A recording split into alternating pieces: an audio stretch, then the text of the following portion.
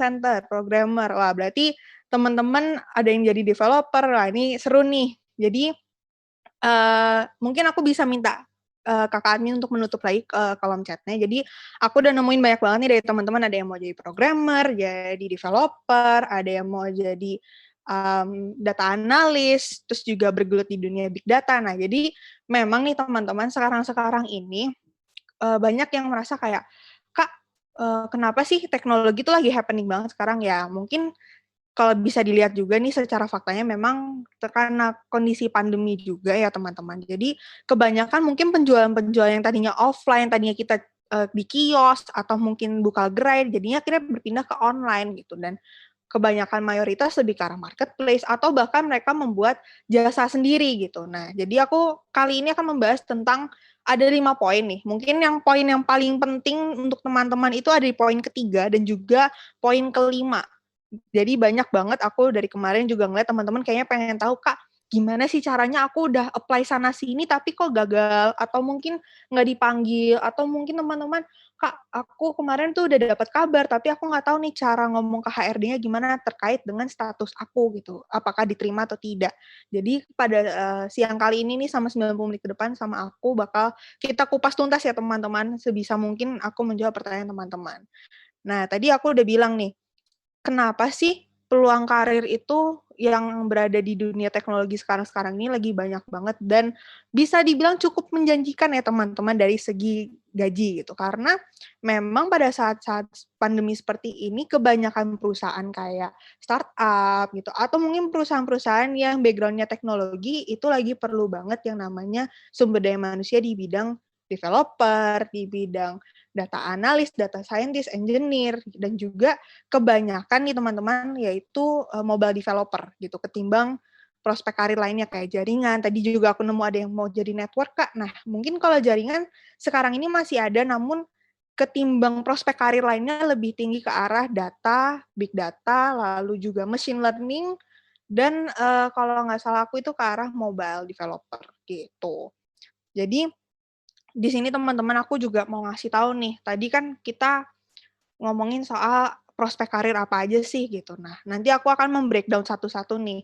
Dan mungkin aku juga akan sedikit memberitahu kenapa kita itu mungkin banyak yang merasa, "Kak, saya background-nya bukan anak IT atau bukan dari lulusan komputer. Bisa nggak ya kira-kira mempunyai prospek karir yang mengarah ke teknologi?" Nah, nanti akan aku bahas. Tapi sebelum itu, aku mau ngasih tahu dulu nih, kira-kira prospek karir apa aja sih yang ada, di ranah teknologi. Yang pertama ada cloud computing. Jadi kalau di cloud computing ini, teman-teman di sini tuh dituntut untuk merancang, membuat, dan juga memelihara si sistem atau infrastruktur cloud.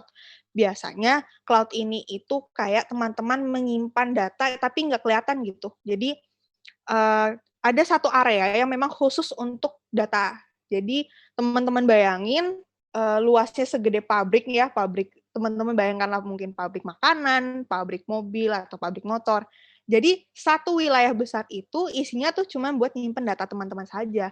Bayangkan berapa data yang bisa disimpan di sana gitu ya. Jadi kenapa cloud computing ini profesinya diperlukan juga karena penting untuk menyimpan data teman-teman. Kalau misalnya nggak ada yang menjaga, nggak ada juga yang, mem-maintain supaya data teman-teman itu tetap terupdate, itu nanti bahaya teman-teman, bisa membludak akhirnya hilang tuh kemana mana data-datanya. Padahal kita udah bayar nih ke perusahaan cloud provider-nya gitu. Cloud provider itu bisa seperti Amazon, Alibaba, lalu juga ada Google. Nah, biasanya 3 perusahaan ini punya harga masing-masing dan juga jangka waktunya masing-masing. Jadi kayak kita nyewa apartemen nih teman-teman. Nah, teman-teman bayangin aja ruangan yang ada di apartemen itu atau kamar yang teman-teman sewa itu adalah tempat di mana teman-teman menyimpan datanya, gitu. Jadi biasanya bayarannya itu kalau nggak salah 3 bulan per bulan atau per tahun. Jadi tergantung balik lagi ke perusahaannya, gitu. Nah, mungkin teman-teman juga pengen tahu profesinya apa aja. Jadi kalau di cloud computing ini ada arsitek, ada engineer, administrator gitu dan juga ada developer. Nah, biasanya service developer di sini adalah yang bagian teknisi, bagian memastikan bahwa, tidak ada data yang hilang dan juga memastikan datanya tidak tertukar. Maksudnya apa, Kak? Jadi data tertukar itu misalnya teman-teman menyimpan data untuk perusahaan A. Sedangkan perusahaan yang besar ini memiliki banyak kamar nih, gitu. Jangan sampai yang harusnya datanya buat anak perusahaan A, tiba-tiba pindah ke anak perusahaan B, kan nggak lucu, sedangkan itu punya anak perusahaan A. Jadi, kenapa service developer, administrator ini bekerja sama supaya memastikan data-data teman-teman yang tersimpan di cloud tidak hilang dan tidak dicuri orang, karena sebagus-bagusnya teknologi pasti ada titik lemahnya juga dan pasti ada bolongnya. Jadi kemungkinan besar untuk bisa dijebol itu pun ada. Contohnya mungkin ya nggak jauh lah dari yang kejadian yang belum lama ini ya teman-teman gitu. Aku nggak perlu nyebut namanya, tapi yang pasti datanya itu jebol dan itu bisa merugikan banyak orang, merugikan kita juga nih karena itu informasi yang rahasia termasuk kayak nama, tanggal lahir, alamat dan lain sebagainya gitu. Kita lanjut lagi ke computer network. Nah, tadi aku nemu nih di kolom chat ada yang mau ke bagian network. Jadi, bagian network itu teman-teman bertanggung jawab merancang, membuat dan juga memelihara sistem jaringan komputernya. Contohnya gini, kalau kalian di perusahaan atau di kampus ya teman-teman, biasanya itu kan ada WiFi nih. Nah, WiFi yang tersambung ke komputer itu harus di-routing. Routing-nya dari mana, Kak? Jadi pasti ada satu router yang utama, yang nantinya akan di-connect dan disambungkan ke komputer lainnya. Misalnya, aku mau jaringan itu hanya dipakai untuk divisiku saja. Nah, itu teman-teman harus nge-routing tuh. Gimana caranya supaya WiFi utama itu hanya untuk khusus divisi teman-teman saja, kayak gitu. Jadi, di sini komputer network itu juga dituntut untuk memelihara, dalam artian supaya biasanya jaringan lemot, atau mungkin, "Aku lagi nge-upload kok tiba-tiba berhenti?" Kan nggak lucu nih, gitu ya, seperti itu. Dan contoh profesinya ya antara lain seperti teman-teman lihat ada sistem analis, network architect, administrator. Sebenarnya pada dasarnya kalau teknologi itu teman-teman, tidak jauh dari sistem analis, tidak jauh dari administrator, dan tidak jauh dari arsitek dan engineer. Arsitek itu yang merancang, analis itu yang menganalisa performanya, administrator itu ya cuman kayak kalau kita admin pada umumnya lah teman-teman, jadi kita hanya memantau saja. Engineer itu bagian teknisnya, gitu. Jadi biasanya terminologi arsitek, sistem analis, administrator, dan juga engineer itu akan terus dipakai berulang kali di beberapa profesi di dalam bidang teknologi. Jadi teman-teman nggak usah heran kenapa kok diulang-ulang mulu sih Kak, arsitek, sistem analis, administrator, dan engineer, karena memang pada dasarnya notabene-nya memang di dalam teknologi itu hanya 4 ini yang memang berperan penting nih teman-teman. Lain halnya nanti kalau misalnya kita ngomongin tentang jabatan, nah itu beda cerita dan nanti akan aku bahas. Kita lanjut lagi ke support. Kalau di support, kalau misalnya teman-teman punya kendala, "Kak, aku nih udah beli, komputernya, tapi kok baru dipakai 2 kali udah mati sih?" Gitu. Nah, biasanya teman-teman pasti ke helpdesk gitu kan. Teman-teman minta tolong, "Mbak, tolong dong ini saya beli komputer serinya ini gini gini gini, merek ini, RAM-nya segini, terus juga speknya apa?" Gitu. Nah, nanti dari situ helpdesk akan meneruskan request teman-teman tadi atau yang biasa kalau di dalam bidang teknologi itu kita ngomongnya tiketing. Jadi nanti tiketing itu akan diteruskan ke bagian, tim engineer-nya untuk mereka cari tahu, "Loh kok bisa ya mati ya?" Nah, jadi nanti di situ biasanya teman-teman akan dituntut untuk, "Tolong dong bawa barangnya," gitu. Nah, di mana makanya komputer support ini membantu dan berperan juga nih teman-teman di dalam dunia teknologi karena mereka yang menguji dan juga mengevaluasi. Di sini bisa jaringan, bisa juga mengevaluasi terkait dengan software maupun hardware-nya, gitu. Jadi, komputer support ini biasanya kebanyakan itu PC-PC yang ada di personal komputer yang ada di perusahaan, gitu. Itu biasanya yang mereka tangani. Ya, nggak jauh lah dari situ profesinya ya seperti IT support, gitu. Dan juga ada helpdesk yang tadi aku bilang, customer support. Jadi, memang kebanyakan mereka ini berfungsi untuk menjadi tombaknya dari, teknologi gitu, dari karir teknologi. Kenapa? Karena mereka yang bertemu teman-teman gitu.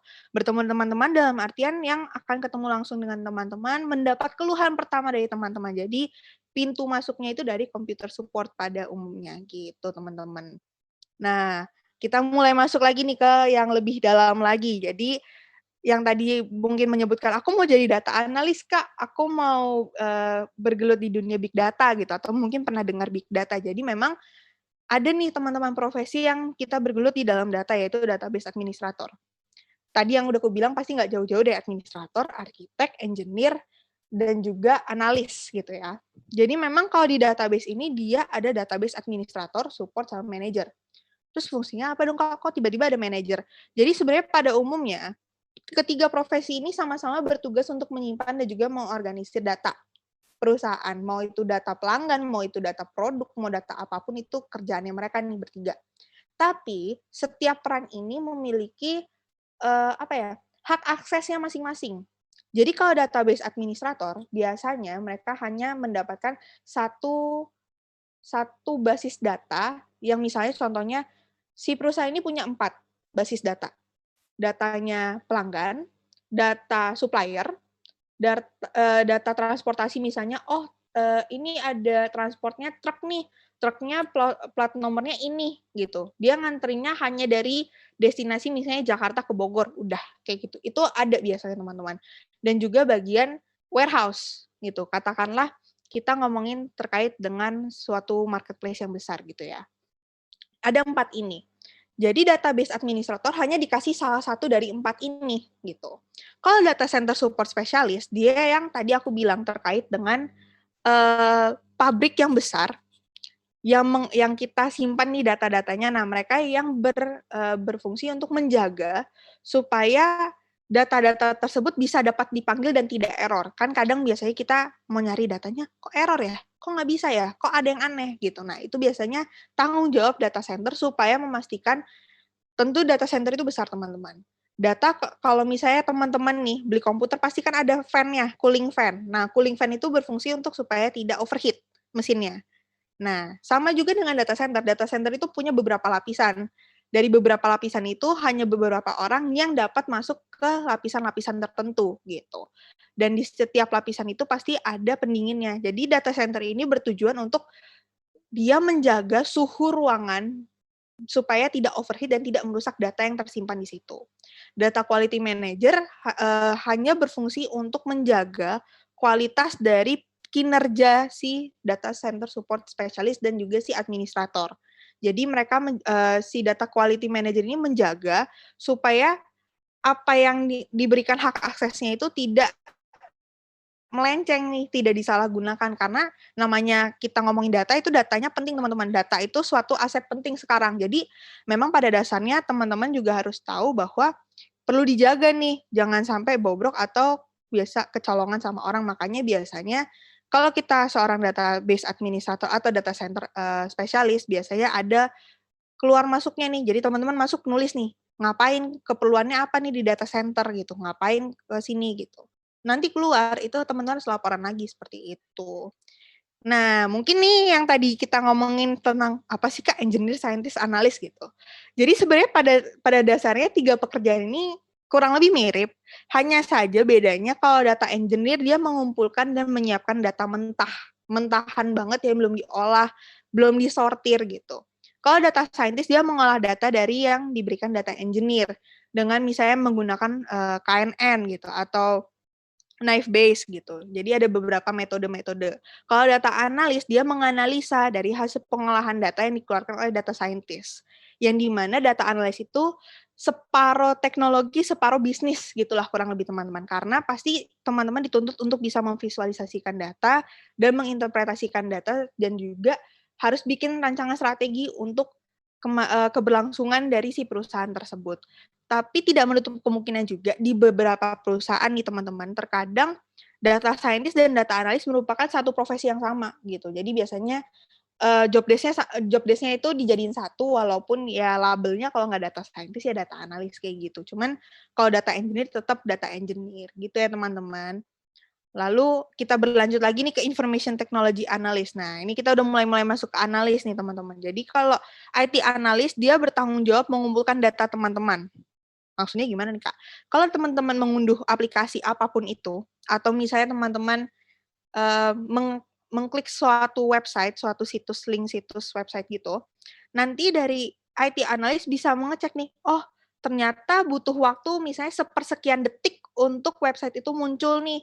Tapi kalau di platformnya misalnya, oh dia operating sistemnya atau sistem operasinya itu MacBook sekian gitu, atau misalnya contohnya Windows yang dia berada di level mana kayak gitu. Jadi terkadang versi pun makanya terkadang kita sering disuruh ngupdate-update komputer itu bukan apa teman-teman, karena setiap update itu atau setiap pembaruan itu biasanya memperbaiki bugs atau adanya kecacatan di dalam satu sistem itu yang bisa berdampak kepada software-nya. Jadi makanya kenapa teman-teman harus di-update terus nih, diperbarui terus sistemnya karena untuk memelihara agar sistemnya bisa melakukan pekerjaannya secara optimal. Dan dari situ IT analis bisa mengecek, oh ternyata kalau misalnya dia tidak mengupdate software-nya, ternyata performanya segini loh, jadi agak lama loading-nya, atau mungkin jadi ngadet-ngadet kayak gitu. Makanya kenapa IT analis ini diperlukan nih teman-teman, apalagi di sekarang kondisi yang sekarang ini banyak aplikasi yang banyak banget beredar, baik itu di Play Store maupun App Store. Jadi IT analis ini sangat berperan penting untuk menjaga supaya teman-teman ini tidak terus biasanya kan kita suka ngasih ulasan ya teman-teman kayak, "Kok aplikasinya lama ya? Kok misalnya aku main game nge-lag-nge-lag ya?" Kayak gitu. Jadi memang, IT analis sangat berperan penting untuk, sekarang-sekarang ini. Kita lanjut lagi ke security. Nah, mungkin ada teman-teman yang merasa, "Kak, bedanya sama yang tadi apa ya, Kak?" Gitu, sama IT analis. Jadi sebenarnya kalau security memang hanya untuk difokuskan kepada keamanan. Keamanan apa aja? Keamanan website gitu dan juga keamanan, terkait dengan jaringannya gitu. Jadi nanti ada website yang misalnya katakanlah teman-teman dituntut untuk masukin biodata nih gitu ya. Ada biodata atau mungkin nomor rekening. Nah, Information Security Specialist ini berfungsi untuk menjaga supaya data teman-teman itu tidak dicuri. Ataupun misalnya biasanya pada dasarnya di website itu ada informasi-informasi perusahaan. Yang dimana informasi perusahaan itu kalau dihack bahaya dong teman-teman. Karena kan sama aja kita ngambil atau nyolong tanpa izin orang kayak gitu. Makanya kenapa Information Security Specialist ini diperlukan gitu. Dan profesi di antaranya tentu ada security specialist, senior security, sama information security. Biasanya nanti diperlukan sertifikasi tertentu untuk bisa menjadi information security specialist yang nantinya akan kubahas di slide, nanti-nanti. Pasti akan kubahas kok, tenang aja teman-teman. Nah, aku lihat tadi banyak banget yang, "Kak, aku mau jadi developer, Kak, aku mau jadi programmer." Kalau programmer itu teman-teman, itu hanya bahasa umum. Semua orang bisa jadi programmer. Tapi kita harus tahu, teman-teman ini maunya kemana. Karena pada dasarnya kalau misalnya aku mau bilang diri aku sendiri programmer, aku pun juga bisa. Aku bisa karena aku bisa menguasai beberapa bahasa. Tapi kalau teman-teman cuma sebatas programmer aja, tapi nggak tahu mau ke arah mana, nah itu bahaya. Sayang ibaratnya kita udah belajar capek-capek bahasanya kan susah ya teman-teman ya. Bahasa pemrograman satu aja udah susah apalagi yang lainnya. Terus teman-teman bilang, "Ya udah aku mau jadi programmer," tapi kita belum tahu nih tujuan atau kiblatnya mau kemana. Mau ke mobile developer kah? Mau ke website kah? Atau mungkin kita mau nge-coding untuk database kayak gitu. Nah, aku di sini bakal membahas tentang mobile developer. Mobile developer ini adalah gabungan untuk teman-teman yang bisa bahasa mobile untuk iOS atau Android. Jadi, mobile developer ini bisa keduanya nih teman-teman. Yang di mana mereka juga merancang, membuat, menjalankan, dan juga menguji sistemnya gitu. Supaya teman-teman nih yang memakai bukannya dipersulit tapi dipermudah gitu. Contohnya nggak usah jauh-jauh. Pada saat itu seperti contohnya Tokopedia gitu ya teman-teman. Salah satu marketplace yang udah cukup terkenal di Indonesia kan. Nah, itu banyak tuh tombol-tombolnya, teman-teman. Banyak banget, saking banyaknya mungkin teman-teman yang awam bingung, "Ini cara makainya gimana sih?" Akhirnya apa? Orang bukannya makin pengen beli, tapi jadi males beli, gitu. Makanya mobile developer ini dituntut untuk bisa memegang antara iOS dan juga Android. Jadi, antara aplikasi itu teman-teman bisa pegang. Beda halnya kalau misalnya kita ngomongin terkait dengan Android developer atau iOS developer saja. Kenapa? Karena mereka sudah ada bahasanya masing-masing. Jadi kalau Android itu biasanya bahasa Kotlin dan Java, kalau iOS itu biasanya pakai Swift. Dan kelebihannya adalah kalau misalnya iOS itu tentu banyak platformnya gitu ya. Tapi tidak menutup kemungkinan juga Android juga ada platformnya, cuman versinya itu macam-macam teman-teman. Ada seingat aku itu Android itu ada macam-macam OS-nya, dari OS Jelly Beans, Oreo, dan lain sebagainya, aku ingat beberapa. Dan kalau iOS itu biasanya iOS 13, 14, kayak gitu ya teman-teman. Jadi memang balik lagi ke teman-teman, bahasa apa yang teman-teman bisa gunakan dan yakin gitu dengan "Oh, aku bisa nih pakai bahasa ini." Jadi perdalam bahasanya teman-teman. Karena apa? Bahasa yang teman-teman pelajari, contohnya Python. Python itu sekarang udah bisa dipakai nggak hanya untuk, menarik data besar atau big data, tapi juga bisa untuk teman-teman mengembangkan suatu website menggunakan Python. Itu udah memungkinkan teman-teman. Jadi nggak kalau yang kemarin kita masih pakai PHP gitu, nah sekarang kita bisa pakai Python, ya. Jadi teman-teman punya opsi lain selain dari PHP untuk membuat suatu website. Website akan kita bahas setelah ini, tapi aku pengen memperjelas lagi terkait dengan Android dan iOS. Tapi kelemahannya teman-teman, kalau Android itu tentu produknya udah banyak sih di pasaran. Kalau misalnya teman-teman merasa, "Kak, aku pengen bikin aplikasi." Oke, teman-teman bikin aplikasi hari ini.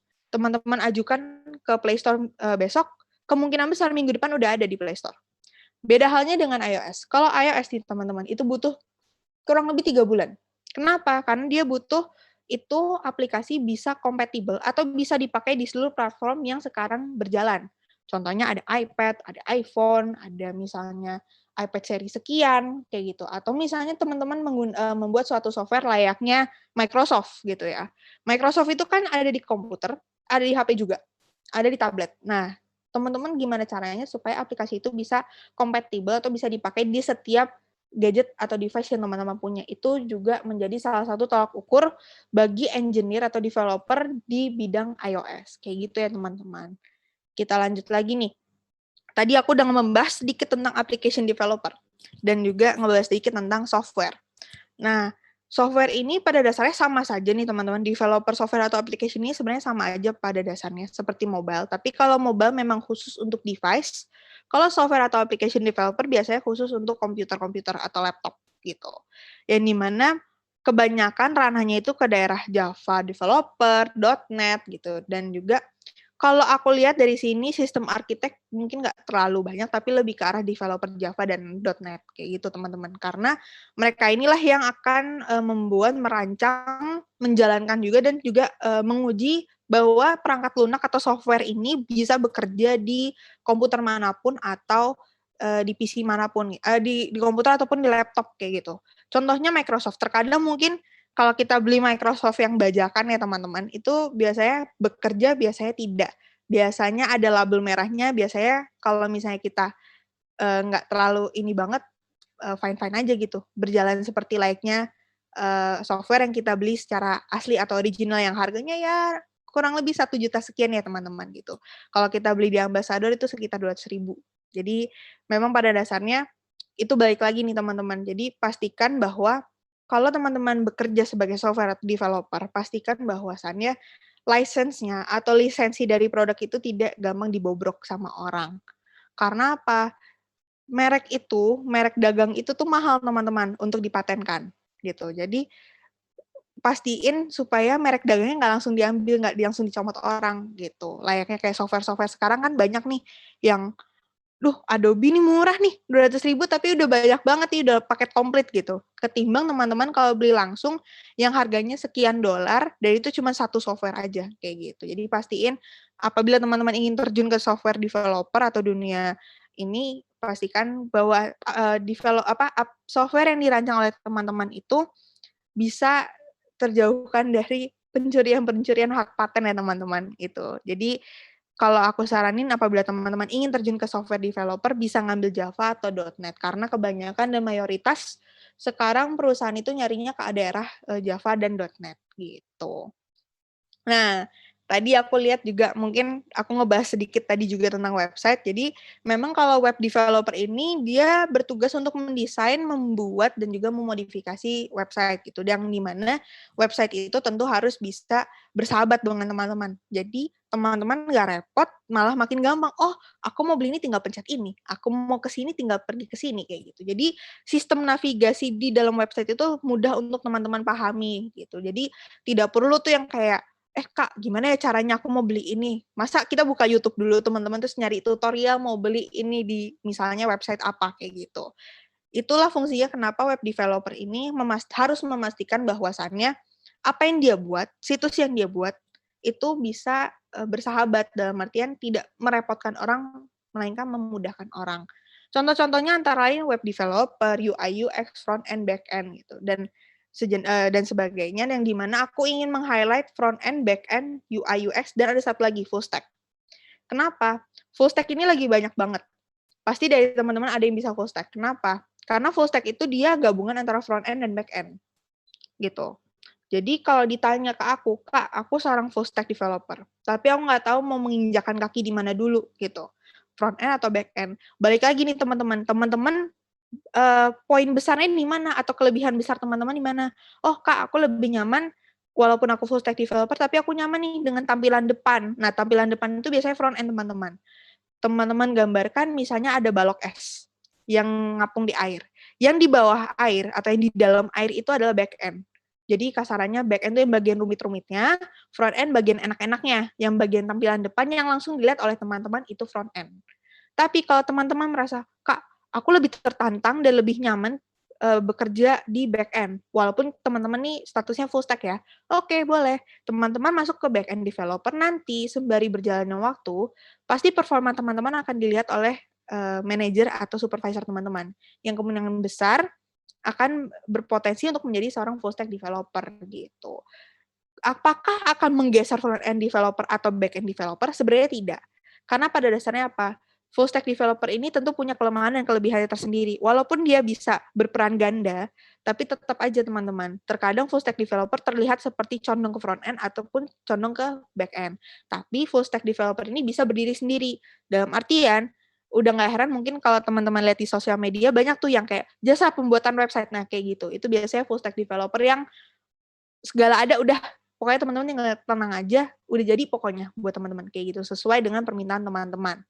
Kalau UI dan UX designer, dia fokus kepada pengalaman teman-teman menggunakan website tersebut. Misalnya, kalau misalnya teman-teman buka website ini, apa fitur yang pertama kali terlihat oleh teman-teman? Apakah tulisan yang besar, warnanya, atau bentuk tombolnya, atau fiturnya, kayak gitu. Itu biasanya dijadikan suatu riset oleh UI atau UX designer untuk mengembangkan aplikasi ataupun website ke depannya, gitu. Jadi, hasil-hasil data yang didapatkan oleh UI UX designer ini akan diolah kepada developer untuk mengembangkan aplikasi atau website-nya lagi, gitu ya teman-teman. Nah, tadi kita udah ngebahas terkait dengan prospek karir apa saja nih yang sekarang lagi happening di dunia teknologi. Tadi aku udah sempat menyentuh terkait dengan jabatan. Jadi jabatannya di sini itu antara lain ada entry level, senior, manager, CTO, sama consultant. Kalau teman-teman seorang fresh graduate atau teman-teman merasa, Kak, saya belum pernah bekerja di bidang teknologi gitu. Dan saya juga bukan lulusan dari komputer. Tapi saya punya portfolio banyak, gimana dong, Kak? Jadi teman-teman, aku sarankan untuk masuk internship dulu atau magang dulu. Kenapa? Kalau teman-teman langsung masuk entry level junior, udah pasti requirement-nya atau persyaratannya adalah seorang sarjana lulusan komputer. Mau itu IT, mau itu sistem informasi, kayak gitu. Nggak jauh dari situ. Makanya aku saranin masuk dulu ke internship atau magang. Sebisa mungkin teman-teman tunjukkan bahwasannya teman-teman layak untuk menjadi seorang full-timer di situ. Setelah teman-teman dirasa layak sama perusahaan tersebut, dan teman-teman di-hire untuk menjadi seorang full-timer, nanti teman-teman berpindah status dari internship atau intern jadi entry level atau junior. Nah, di entry level atau junior ini kasarannya tingkatan paling rendah di dalam bidang teknologi. Karena teman-teman kasarannya itu pasti tolong ini dong, tolong itu dong, kayak gitu dari senior. Begitupun seterusnya. Tapi yang paling penting adalah kalau konsultan atau jabatan yang teman-teman incar, oh Kak, aku pengen jabatan yang paling tinggi itu apa? Sekarang itu lebih ke arah CTO dan konsultan. Kalau CTO ini, dia berfungsi untuk mendelegasikan proyek-proyek yang ada, yang didapatkan dari konsultan. Jadi konsultan ini, dia memberitahukan, oh celah salahnya itu ada di bagian mana, di dalam suatu website atau dalam suatu aplikasi, ataupun suatu database. Jadi biasanya nanti konsultan yang akan memberikan nasihat kepada CTO. Baiknya nih, pakai patch apa, pakai misalnya untuk memperbaiki ini pakai apa gitu, debug-nya gimana, kayak gitu. Nanti CTO yang akan mendelegasikan kepada manajer dan seterusnya ke bawah, supaya terdistribusi secara merata. Karena kalau teknologi dipegang cuma satu orang doang, pasti keribetan. Dan aku yakin nggak mungkin dalam kurun waktu sebentar bakal jadi, karena itu pasti banyak banget codingannya. Jangan kan gitu, bikin website aja codingannya udah banyak, itu pun baru tampilan depan. Belum belakangnya, kayak gitu ya teman-teman. Belum juga dia kalau diklik pindah ke sana, nah itu juga ada kayak gitu. Oke, mungkin tadi aku udah membahas terkait dengan prospek kerjanya, terkait dengan jabatannya. Mungkin admin bisa ngasih pollingan ini ke teman-teman dan sembari itu mungkin aku akan menjawab 1 atau 2 pertanyaan dari teman-teman. Jadi aku kembalikan kepada admin Skill Academy, silahkan.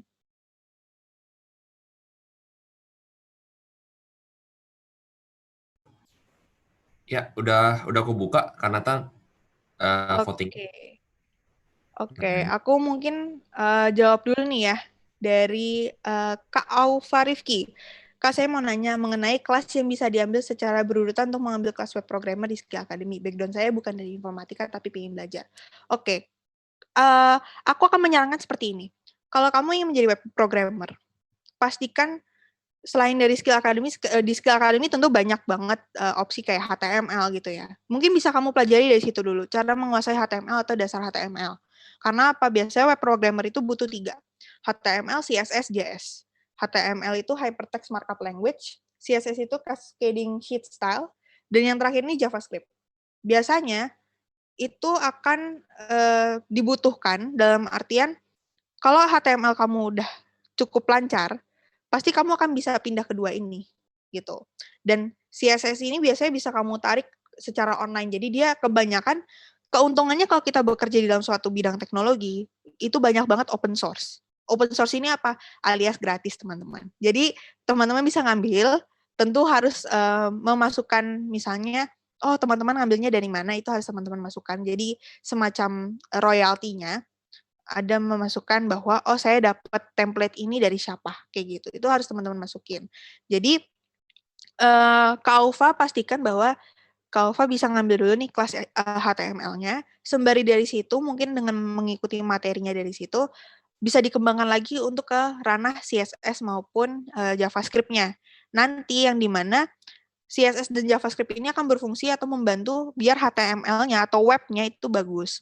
Jadi Kak Aufa bisa belajar dari situ dulu, walaupun bukan dari background informatika pun tidak masalah, ataupun tidak berbackground dari sistem informasi pun juga tidak masalah, selama kita punya niat untuk belajar. Itu aja sih. Semoga menjawab ya Kak Aufa. Oke, ada lagi pertanyaan dari Kak Yeti Rosmiati. Kak, saya mau nanya gimana caranya kita belajar coding dengan fokus. Kalau aku belajar coding itu biasanya sambil dengerin lagu. Aku nggak tahu nih ya teman-teman. Jadi aku biasanya dengerin lagu. Lagunya itu aku biasanya dengerin lagu pop gitu, lagu pop Indonesia atau lagu balat-balat kayak gitu sih. Kenapa? Karena aku lebih nyaman dengan suasana yang hening, yang bukan hening ya, suasana dengan duniaku sendiri gitu, ketimbang aku nggak pakai earphone, nggak dengerin lagu, terus tiba-tiba ada orang gaduh. Nah, itu agak susah untuk mencari tahu codingannya seperti apa. Dan biasanya aku nulis catatan-catatan kecil dan langsung dipraktekin. Jadi misalnya, oh ternyata kalau mau pakai, katakanlah kalau aku dari sisi C++ gitu ya. Oh kalau mau bikin looping, loopingnya begini ya contohnya gitu. Jadi aku bisa ngitung, oh oke, aku mau ngitung luas lingkaran dengan C++ gimana.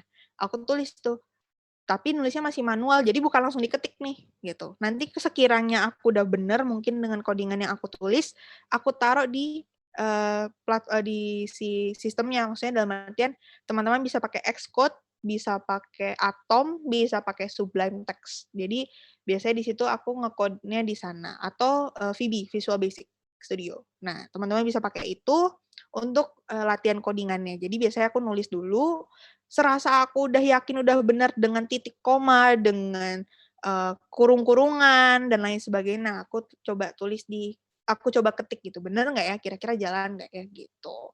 Jadi gimana caranya belajar coding dengan fokus, ya aku biasanya mendengarkan musik dan juga menulis dan langsung mempraktekannya. Jadi nggak lupa gitu, karena dibilang sebenarnya kita harus dituntut untuk menghafal juga tidak ya teman-teman gitu. Cuman masalahnya kalau kita pun lupa dengan dasarnya agak gimana gitu kesannya untuk orang-orang di daerah teknologi. Kecuali kalau kita dituntut untuk yang lebih bagus, lebih terkait dengan, wah keren nih gitu, bisa interaktif banget. Nah itu mungkin nggak apa-apa nyontek-nyontek sesekali gitu. Semoga membantu untuk menjawab ya Kak Yeti Resmiati. Aku akan buka ke satu pertanyaan lagi sebelum kita beralih ke hasil voting kali ya ke admin. Jadi aku akan membuka satu pertanyaan lagi. Oke. tips pemula dong Kak, yang bidang pendidikan awalnya bukan bidang teknologi tapi mau belajar. Jadi, seperti yang tadi, aku sampaikan ya teman-teman, jadi pada dasarnya teman-teman bisa mengikuti kelas-kelas yang di Skill Academy, dan juga banyakin emang sih kita tuh males, tapi banyakin baca, ataupun nonton di YouTube tuh banyak banget sekarang referensi terkait dengan, oke kita mau kickstart karir, atau misalnya kita mau menginjakan karir pertama kali di ranah teknologi. Teman-teman bisa cari misalnya introduction, jadi pastiin kata kuncinya kalau teman-teman cari di Google itu introduction, atau pemula, atau misalnya, web programming 101. Nah, itu biasanya yang ada 101 itu kelas mendasar banget terkait dengan teknologi gitu. Jadi teman-teman pastiin kata kuncinya itu ada 101, ada introduction, dan juga pemula. Nah, itu biasanya keluar tuh banyak macam-macam di situ. Jadi semoga membantu ya untuk menjawab, tadi siapa? Semoga membantu menjawab ya, Kak. Jadi memang pada dasarnya kalau untuk membuat suatu program, aku saranin untuk pemula khususnya, aku saranin untuk membuat web dulu. Kenapa? Web itu lebih mudah teman-teman, ketimbang mobile developer. Aku sendiri pernah megang Swift, pernah megang Android, pernah megang website juga. Jadi, bahasa yang udah aku cukup kenal itu ada Kotlin, ada Swift, ada Python, ada CSS, sama HTML. PHP pun juga aku pegang. Tapi kalau aku ditanya lebih baik mana nih untuk pemula atau bener-bener yang kita masih belum tahu atau awam banget nih sama dunia teknologi, teman-teman bisa mulai dari web dulu. Karena web itu lebih mudah untuk dirancang dan juga lebih cepat untuk teman-teman publish gitu. Dalam artian ketimbang aplikasi yang banyak banget runtutannya harus ini, harus itu, harus ini. Kalau website itu teman-teman tinggal beli aja alamatnya, si domainnya itu, dan juga hostingannya. Hostingan itu yang tadi aku bilang, teman-teman menyewa suatu kamar di apartemen gitu, karena itu nanti tempat di mana teman-teman menyimpan data-data dari website yang teman-teman buat. Biasanya sama sih, layaknya cloud juga, dia bayarnya itu kalau nggak per bulan, per tahun, kayak gitu. Jadi nanti teman-teman tinggal tentuin aja mau yang mana, dan kalau domain atau alamat dari website itu kayak contohnya kalau YouTube kan www.youtube.com kayak gitu. Nah, itu biasanya bayarnya di depan dan itu cuman bayar sekali gitu ya, teman-teman. Jadi kalau ditanya lebih baik mana, aku lebih prefer atau lebih menyarankan teman-teman belajar di website dulu, baru nanti setelah dari situ dan teman-teman merasa nyaman atau ingin mengetahui lebih lanjut lagi bisa beralih ke, developer untuk, aplikasi gitu. Oke, mungkin aku akan menyimpan pertanyaan-pertanyaan lainnya untuk, Q&A, mungkin nanti sembari berjalannya webinar, Kakak admin bisa memindahkan question yang bagus untuk dipindahkan ke answer, jadi aku lebih mudah untuk membacanya. Dan mungkin aku akan beralih ke oke, udah ada hasilnya nih. Jadi teman-teman nih dari pertanyaan yang diberikan tadi terkait dengan kalau ingin bekerja membuat dan memodifikasi website, lingkup pekerjaan yang cocok apa ya? Jadi memang teman-teman sudah benar nih bahwasannya web developer tadi itu ada kata kunci ya teman-teman, memodifikasi website yaitu web developer. Jadi memang web developer ini dituntut untuk membuat dan juga memodifikasi apabila ada masalah terkait dengan website yang dibuat oleh teman-teman gitu, atau website perusahaan atau website usaha teman-teman lainnya kayak gitu. Jadi memang web developer bertanggung jawab dengan isi dan juga rancangannya gitu. Jadi yang biasanya ditanya bukan UI UX designer, web developer dulu baru UI UX designer gitu, teman-teman. Oke, mungkin aku akan berlanjut lagi nih ke materi berikutnya. Nah, tadi banyak nih dari teman-teman yang udah nanya ke aku ya, "Kak, apa perlu kita punya background pendidikan yang formal dalam berkarir di bidang teknologi?" Sekali lagi aku ucapkan ya teman-teman, bahwasannya teman-teman tidak harus memiliki background pendidikan formal, atau misalnya kayak Eskom, sarjana komputer gitu, enggak. Selama teman-teman niat, selama teman-teman haus akan ilmu pengetahuan dan tidak tidak patah semangat juga di dalam prosesnya, karena kalau kita mau jadi developer atau mau jadi programmer, itu nggak ada jalan pintas teman-teman. Mau nggak mau, suka nggak suka, seribet dan sesusah apapun bahasanya, itu harus kita hadepin gitu. Jadi memang nggak bisa kita ngelompatin kayak anakan tangga gitu, kayak, "Ah, capek ah," gitu, "udah lengkap aja," nggak bisa kayak gitu. Karena kalau teman-teman ngelengkap pasti banyak bahasa lain atau perintah-perintah dari codingannya yang teman-teman terlewatkan kayak gitu. Jadi yang penting kalaupun teman-teman tidak memiliki background pendidikan formal, seperti kayak sarjana komputer gitu, teman-teman tidak perlu khawatir selama teman-teman, membekali diri teman-teman dengan kursus maupun sertifikasi, itu saja sudah cukup. Karena dan juga portfolio. Karena kebanyakan kalau teman-teman mengincar ke perusahaan seperti startup atau tadi perusahaan yang berbasis teknologi, mereka akan melihat ke daerah portfolio, kursus, ataupun sertifikasi, gitu. Kalau misalnya teman-teman mengincar perusahaan seperti BUMN, ya kemungkinan besar untuk keterima ya nol ya teman-teman, kalau nggak punya background pendidikan formal. Karena biasanya BUMN itu sudah punya standarnya sendiri, jadi kita nggak bisa nego-nego tipis tuh nggak bisa teman-teman. Tapi kalau di startup, di marketplace, di perusahaan yang memang basisnya teknologi, kemungkinan besar untuk masuk itu ada teman-teman, gitu. Oke, jadi tentu teman-teman juga harus mencari tahu dulu tentang pekerjaan yang teman-teman ingin ambil. Tadi aku lihat ada yang jadi data analis, jadi web developer, jadi programmer.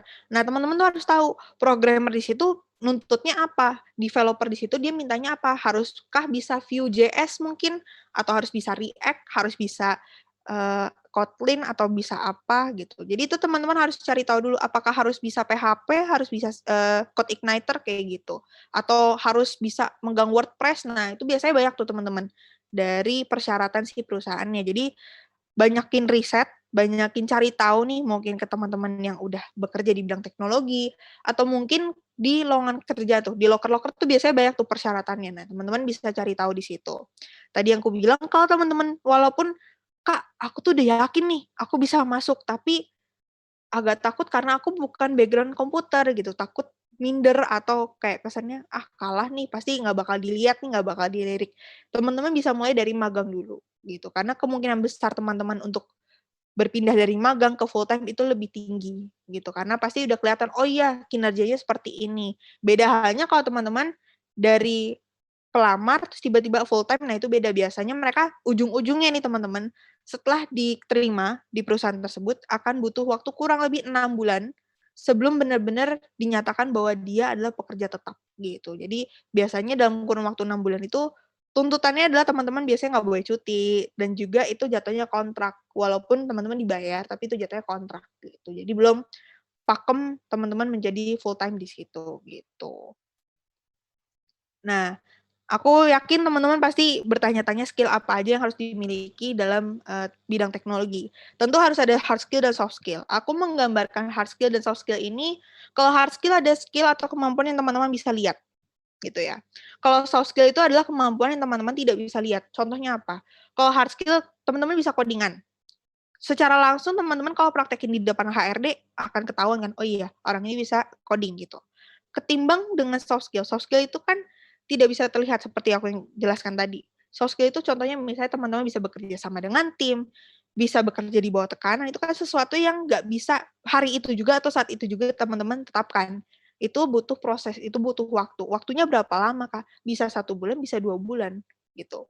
Kalau di anak magang biasanya kan 3 bulan ya teman-teman, atau kalau anak kontrak atau misalnya teman-teman, harus magang pun juga itu biasanya 6 bulan. Jadi paling bentar tuh 3 bulan, paling lama tuh 6 bulan. Dari situ bisa ketahuan, oh ternyata performanya dia tuh naik nih dan konstan terus seperti itu, stabil, nggak turun drastis tapi nggak naik banget gitu. Ada juga yang semakin ke sini semakin turun tuh juga ada. Jadi memang tolak ukur di dalam, internship atau magang ataupun walaupun statusnya kontrak itu berperan penting. Makanya di masa 3 sampai 6 bulan pertama teman-teman pastikan teman-teman memberikan yang terbaik, itu yang bisa aku bilang. Jadi, hard skill itu tentu seperti big data analysis, jadi kayak teman-teman bisa algoritma, analitik gitu, riset kuantitatif, kualitatif, itu penting dan juga seperti yang dasar-dasar statistik kebanyakan yang aku pakai gitu. Lalu juga yang coding-an nih teman-teman, coding-an tuh banyak ya bahasanya, ada Python, ada Java, ada Ruby, ada Golang, itu aku bisa sebutin seharian gitu ya. Tapi teman-teman gunakan bahasa yang teman-teman nyaman. Kalau teman-teman nggak nyaman nih menggunakan bahasa itu, tentu akhirnya kita kayak, "Yah buat apa dong? Kayak gue belajar capek-capek tapi ujungnya susah, ah ya udah deh gue tinggalin aja." Akhirnya apa, teman-teman jadinya ke kiri salah, ke kanan salah, mau maju bingung, ke belakang juga nggak tahu mau kemana kayak gitu. Jadi pastikan teman-teman nyaman dengan bahasa yang digunakan. Dan juga teman-teman tahu, tadi kan aku lihat banyak banget yang, "Kak, aku mau jadi programmer." Programmer apa? mau jadi application developer kayak mobile apps gitu, atau mau software atau mau bikin web gitu. Itu harus jelas pakemannya karena setiap developer ini mempunyai skill set atau bahasa yang digunakan pasti berbeda-beda gitu. Kalau misalnya aku bilang debugging atau hardware software sebenarnya itu nggak terlalu necessary ya atau nggak terlalu diwajibkan. Selama teman-teman tahu komponen-komponen utama dari suatu komputer atau suatu laptop gitu, ataupun suatu aplikasi. Kalau debugging itu sendiri dikhususkan untuk teman-teman yang ingin menjadi QA tester atau quality assurance tester. Jadi quality assurance tester ini berfungsi untuk memastikan bahwasannya aplikasi yang teman-teman jalani itu menggunakan A/B testing. Jadi kalau situasinya kondisinya A itu seperti ini, kalau kondisinya B seperti ini kayak gitu. Itu biasanya ada testingannya tersendiri. Jadi pastikan teman-teman yakin dengan bahasa yang digunakan dan perdalam terus teman-teman gitu. Jadi aku bilang kalaupun misalnya teman-teman Kak aku nyamannya di Python, ya udah dalemin Python gitu. Karena Python sekarang udah bisa kemana-mana sekarang dan aku nggak tahu ya prospek kedepannya apakah bisa dikembangkan lagi atau gimana gitu. Dan juga hard skill yang sekarang banget lagi trending semenjak adanya Gojek, Grab, dan lain sebagainya itu ada Agile, Scrum, yang tadi aku bilang quality assurance, sama tentunya project manager. Project manager inilah yang bertanggung jawab atas semua profesi yang tadi tuh teman-teman, yang teknis, yang dari developer, ada juga IT analis, dan lain sebagainya. Nah, itu di tanggung jawabnya utama itu di project manager. Jadi project manager ini biasanya akan diikut sertakan dalam suatu rapat ketika misalnya teman-teman adalah seorang engineer atau seorang project manager. Nanti ada perusahaan A nih, aku mau bikin aplikasi atau pengen bikin website yang seperti ini dengan fitur yang begini. Jadi nanti ada notulensinya, nanti teman-teman di situ deal-dealan terkait harga, terkait jangka waktunya berapa lama. Dan misalnya nih teman-teman merasa, Kak, kalau misalnya lagi tengah jalan lagi bikin, terus tiba-tiba mereka nge-request lagi yang baru ke kita gitu. Misalnya, aku mau ditambahin ini dong gitu. Apa yang harus teman-teman lakukan? Teman-teman harus selesaikan dulu proyek tersebut dengan budget yang sudah ditentukan di awal. Apabila itu sudah selesai, nanti yang masukan yang di tengah-tengah tadi itu dijadikan pembaruan berikutnya. Jadi dijadikan sebuah proyek berikutnya. Makanya nggak heran kenapa kalau kita download aplikasi itu banyak update-annya atau banyak kayak update-an di dalam aplikasi maupun di luarnya secara keseluruhan. Nah, itu yang kenapa banyak yang kita merasa kayak bilang, "Kak, kok jadinya makin nge-lag, kok jadinya makin ini." Nah, itu dari situ pun, dari ulasan dan juga dari permintaan si perusahaan itu akan terus diperbarui, kayak gitu. Makanya kenapa project manager itu penting dan juga dia ini harus bisa memberikan keputusan yang tepat, gitu. Tepat dan cermat, gitu. Karena ujung tombaknya kesalahan dari tim bawahannya itu adalah project manager, gitu. Oke, technical skill apa sih yang lagi high demand? Sebenarnya kalau aku lihat dari presentasi ini agak sedikit kurang relevan ya teman-teman, tapi yang bisa aku bilang itu ke arah AI. AI itu masih ya ambang-ambang sedikit lah kalau di Indonesia. Tapi kalau kita samakan di pasar Indonesia itu ada machine learning, ada virtual reality, augmented reality, VR, AR, IoT, big data. Itu sih. Jadi 4 ini yang lagi trending. Kalau security di beberapa perusahaan, tapi kalau untuk data lagi banyak banget. Dari data engineer, data scientist, sampai data analis itu lagi banyak-banyaknya. Jadi biasanya teman-teman bisa cari di kayak platform pekerja seperti Indeed, seperti Glints, kayak gitu, untuk mencari tahu pekerjaan apa aja sih yang kira-kira cocok dengan teman-teman, karena itu banyak banget sih yang untuk lokal gitu. Ataupun misalnya teman-teman pengen kerja atau berkarir di startup-startup juga, itu teman-teman juga bisa langsung pergi ke website karir si perusahaan tersebut, kayak gitu. Nah, kalau di sini tadi aku bilang machine learning, ada VR, AR, Internet of Things atau IoT, sama si data ini karena kebanyakan dari kita sekarang itu kayak contohnya kita pakai face scanner atau fingerprint. Biasanya kan fingerprint itu kita nggak cuma sekali doang kan teman-teman, nge-scan fingerprint-nya. Kadang kalau kita baru nge-set sidik jari baru itu harus berkali-kali. Nah, itu sebenarnya teknik machine learning. Kenapa? Kita mengajarkan si mesin mau posisi apapun, mau dari atas, bawah, kiri, kanan, ya pokoknya intinya sidik jari saya tuh begini, kayak gitu. Sama dengan halnya muka. Biasanya kalau kita pakai face recognition, semua emosi, mau dari senang, sedih, marah, kesel, bete, itu tuh terekam semua. Jadi kalau teman-teman lagi bete pun atau muka datar pun, machine learning bisa membaca bahwa itu adalah muka teman-teman, kayak gitu. Oke, soft skill apa? Tadi kita udah bahas hard skill, sekarang kita bahas soft skill. Soft skill apa aja yang dibutuhkan? Jadi tentu ada soft skill seperti problem solving, communication and collaboration, creative dan critical thinking. Kenapa kita perlu 3 soft skill ini? Karena mereka ini berperan penting teman-teman. Problem solving. Tentu misalnya teman-teman punya masalah, Kak, misalnya saya nggak bisa nih menyelesaikan dengan kurun waktu 2 minggu untuk bagian ini saja. Saya perlu waktu 2,5 minggu misalnya gitu. Teman-teman harus bisa gimana caranya mensiasati jangan sampai lebih dari 2,5 minggu. Misalnya udah deal nih, oke, saya kasih kamu tambahan 1/2 minggu gitu. Tapi pastikan dalam waktu 1/2 minggu itu udah jadi ya, nggak ada lagi penambahan waktu. Nah, teman-teman harus cari tahu atau mensiasati. Jadi di situ di mana peran problem solving masuk gitu. Teman-teman dituntut untuk cari alternatif lain atau cari planning lain supaya tetap sesuai dengan apa tujuannya, tapi tidak mengubah idenya secara garis besar kayak gitu. Lalu ada communication. Sepintar-pintarnya teman-teman bisa berkomunikasi dengan komputer, tapi kalau tidak bisa menjelaskan kepada kita manusia orang bahasa kita seumum sehari-hari, pasti kan bingung, "Lo ngomong apa sih?" Gitu. Kan nggak mungkin misalnya apalagi untuk orang-orang yang nggak berlatar belakang komputer. Contohnya gini, dia adalah lulusan anak pendidikan, terus aku misalnya dari lulusan komputer. Tahu nggak sih, ini tuh harusnya function-nya ke sini, ke sana, ke sini. Lo ngomong apa? Pasti begitu kan. Kecuali kalau teman-teman bilang, "Oh, ini template apa, tata letaknya salah nih, harusnya ke arah sini." Gitu, dengan cara begini. Itu akan lebih dipahami ketimbang teman-teman bilang, "Oh, ini layout-nya nih salah nih, layout-nya salah nih," gitu. "Harusnya ini fungsinya ke sini," gitu. "HTML-nya segini, CSS-nya segini, pikselnya begini," kayak gitu. Nah, itu yang teman-teman harus perhatikan. Jadi jangan sampai bisa ngomong ke komputer, tapi kita nggak bisa ngomong ke orang, bahaya teman-teman. Jadinya apa?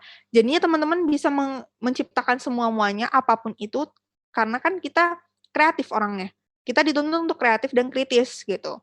Kita bisa bikin apapun itu produknya, tapi kalau tidak menjawab pertanyaan atau menjawab apa yang diminta kan sama aja buang-buang energi, buang-buang uang juga gitu loh. Dan akhirnya ide kreatif kita ya udah sampai jumpa aja udah gitu, nggak tahu kapan lagi dipakai, kan gitu. Jadi pastikan kita bisa berkomunikasi dengan orang, maksudnya adalah kita tahu kebutuhannya apa yang pengen dijawab gitu kan, masalahnya apa gitu. Dengan teman-teman membuat rancangan suatu aplikasi atau suatu website, tentu itu bisa menjawab atau membantu perusahaan tersebut gitu. Dan kenapa kita dituntut untuk berpikir secara kreatif dan kritis? Layaknya baju teman-teman. Baju kan macam-macam ya, ada kaos, ada jaket, ada kemeja. Nah, itu kan sebenarnya bahannya ya kurang lebih sama aja gitu, bisa dibuat sama. Tapi kan polanya berbeda-beda. Sama halnya dengan teman-teman membuat aplikasi. Di App Store atau Play Store pasti udah banyak banget aplikasi yang sama teman-teman ingin cetuskan. Tapi teman-teman harus bikin gimana caranya aplikasi ini unik, gimana caranya aplikasi ini bisa membantu orang, tapi dengan cara yang berbeda dari aplikasi-aplikasi lainnya. Contohnya kayak kebanyakan sekarang tuh kayak Happy Fresh atau Sayur Box. Dulu kan kita kalau belanja sayur kan ya harus ke pasar gitu kan. Mungkin ada beberapa yang masih ke pasar, tapi kan ada juga yang kayak, "Ah, males nih Kak, apalagi lagi pandemi ini, males ke pasar gitu, takut kena," gitu kan. Sekarang bisa pakai Sayur Box, bisa pakai Happy Fresh. Teman-teman tinggal pencet apa yang teman-teman mau, tinggal nunggu bayar di rumah, selesai. Kayak gitu loh. Itu kan sesuatu yang tidak kepikiran pada saat dulu gitu, yang dimana kita masih secara offline atau secara fisik harus datang dulu nyamperin baru beli kayak gitu. Dan juga makanya kenapa kita dituntut untuk berpikir kritis supaya aplikasi yang kita buat atau inovasi teknologi yang kita buat itu tidak terkesan sia-sia gitu. Jadi semua effort atau semua kerja keras teman-teman, semua tenaga yang teman-teman kerahkan untuk membuat suatu inovasi teknologi itu tidak hanya sia-sia dan bisa membantu banyak orang gitu. Dan juga tentu teman-teman harus ada rasa empati. Walaupun memang teman-teman ngerasa, "Ah, apain sih Kak, pakai acara empati-empati segala," gitu loh. Kan kita bukan anak psikologi, nggak harus empati. Kita harus empati teman-teman. Kenapa? Karena kita harus tahu apa yang pengguna itu rasakan. Kan nggak mungkin dong misalnya teman-teman bikin aplikasi. Sebagus-bagusnya aplikasi, terus dipakai nih sama yang udah agak tua lah, umur 50 ke atas gitu ya teman-teman. Orang-orang tua yang umur 50 ke atas kan pasti bingung, "Ini cara makainya gimana ya, Nak?" Gitu kan. "Ini kok jadinya aneh-aneh gini sih keluarnya padahal mau beli ini," kayak gitu. Padahal tuh cuman salah mencet tombol doang. Nah, makanya kenapa sebisa mungkin teman-teman sesuaikan dengan target pasar teman-teman. Misalnya aku bikin aplikasi ini untuk bisa dipakai seluruh, target umur misalnya, atau misalnya saya membuat ini khusus untuk membuat, targetnya anak-anak sekolah saja. Nah, itu harus yang teman-teman, tetapkan dulu di awal sebelum membuat aplikasi. Jadi apa, biar ada rasa empatinya di situ. Oh, oke, kalau anak-anak sekolah mereka gimana ya penggunaannya? Oh, kalau misalnya target rentangannya orang tua yang umur 50 ke atas bagaimana? Nah, itu yang teman-teman harus, camkan di pikiran teman-teman sebelum membuat aplikasi, biar nggak sia-sia dan juga gampang. Akhirnya apa, sekarang ini banyak banget aplikasi yang tersebarnya itu secara, word of mouth atau kayak kita ngomongin gitu, "Eh, ada aplikasi ini nih." Jadi secara tidak langsung tuh kita menjual aplikasi yang kita bikin gitu, "Eh, pakai aplikasi ini deh, ini bagus nih, gampang dipakainya." Kalau misalnya teman-teman merasa, aplikasi yang teman-teman buat itu dihargai orang gitu, dengan kerja keras teman-teman, pasti kan perasaan apresiasinya lebih beda ya teman-teman, ketimbang teman-teman nyuruh orang, "Eh, tolongin gue dong, gue punya project nih, lo bikinin nih aplikasinya, nanti, gue bantuin nih buat sebar-sebarin ke orang-orang untuk make." Nah, teman-teman sebarin, tapi itu bukan aplikasi teman-teman, tapi teman-teman menganggap itu aplikasi teman-teman sendiri. Kan rasanya beda ya teman-teman, kayak ada utang budi yang belum dibayarkan, kayak gitu. Jadi, pastikan bahwa teman-teman memikirkan empatinya orang-orang yang teman-teman targetkan, supaya tidak terkesan sia-sia dan justru, bermanfaat untuk siapapun yang teman-teman targetkan itu. Dan yang pasti teman-teman harus, cari tahu juga terkait dengan jangka waktu. Biasanya aplikasi itu dibuat kalau kita benar-benar fokus, teman-teman bisa dalam kurun waktu 3 bulan. Kalau misalnya kita buat website depannya aja aku bikin pernah itu 2 minggu. Jadi teman-teman pastiin, alokasi waktunya itu sesuai gitu, jangan sampai terlalu lama, jangan sampai terlalu sebentar. Kalau terlalu lama, motivasi teman-teman untuk mengerjakan pasti mulai menurun. Karena, "Ya udahlah, di sini-sini aja udahlah paling udah cukup," gitu. Tapi kalaupun terlalu sebentar, takutnya apa? Takutnya tidak menjawab masalah yang ada gitu, yang akhirnya apa? Yang akhirnya yang tadinya harusnya jadi solusi makin menambah masalah lagi yang ada di daerah teman-teman, kayak gitu. Jadi pastiin jangka waktu yang ditetapkan teman-teman itu sudah pasti dan bisa diikuti, dan itu harus realistis, kayak gitu. Nah, kira-kira persiapan apa aja nih untuk memulai di, ranah teknologi? Jadi yang tadi kubilang teman-teman cari tahu dulu, di loker-loker itu biasanya banyak banget persyaratannya, teman-teman cari tahu dulu apa aja yang dibutuhkan. Kalau misalnya teman-teman merasa, "Kak, aku udah ada nih beberapa persyaratan yang aku bisa penuhi." Nah, teman-teman yang belum terpenuhi, teman-teman cari tahu. Bisa lewat blog, bisa lewat Medium, bisa lewat YouTube, atau bisa lewat GitHub. Atau misalnya teman-teman bisa cari-cari juga dari, Skill Academy atau mungkin di platform lain ya, kayak gitu. Jadi teman-teman bisa cari tahu, apa sih yang teman-teman sukai dan teman-teman ingin perdalam lagi, gitu. Lanjut lagi, kita harus menyesuaikan skill yang dimiliki, tadi udah aku bilang kan, terkait dengan kemampuan yang teman-teman punya. Pastiin teman-teman yakin nih, "Oh, aku yakin nih, kemampuanku tuh misalnya bisa coding pakai Python. Aku yakin nih Python aku udah kuat, jadi aku tinggal nambahin yang lain aja," kayak gitu. Itu pastikan ada salah satu atau ada beberapa, misalnya persyaratan itu ada 10, setidaknya setengah dari persyaratan itu udah teman-teman penuhi. Supaya apa?